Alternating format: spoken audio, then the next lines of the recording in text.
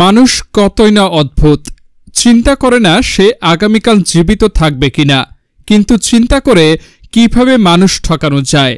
মৃত্যুর 2 ঘন্টা আগে এমন একটা ভিডিও বার্তা ফেসবুকে পোস্ট করেন। মানুষ কতই নাই অদ্ভুত, কিন্তু একবার চিন্তা করে না আগামীকাল বাঁচবে কিনা। ঠিক চিন্তা করে কাকে কিভাবে ঠকানো যায় সে চিন্তাই করে যায়।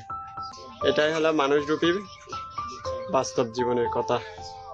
জানা যায় আনোয়ারা উপজেলা চাতুরী ইউনিয়নের 4 নং ওয়ার্ডের উত্তর ইয়াজ মোল্লার বাড়ির আহম্মদ ছাপার ছেলে বিদ্যুৎস্পৃষ্ট হয়ে মোহাম্মদ শহীদুল ইসলাম নামে এক যুবকের মৃত্যু হয়েছে। পারিবারিক সূত্রে জানা যায় শুক্রবার 20 জুন বিকাল 3:30টার দিকে নিজ ঘরে বৈদ্যুতিক হোল্ডারের কাজ করার সময় অসাবধানতাবশত বিদ্যুতের তারে জড়িয়ে পড়েন তিনি। সঙ্গে সঙ্গে বিদ্যুৎস্পৃষ্ট হয়ে ঘটনাস্থলে তার মৃত্যু হয়। পরবর্তীতে স্বজনরা তাকে উদ্ধার করে দ্রুত আনোয়ারা স্বাস্থ্য কমপ্লেক্সে নিয়ে গেলে কর্তব্যরত চিকিৎসক তাকে মৃত ঘোষণা করেন।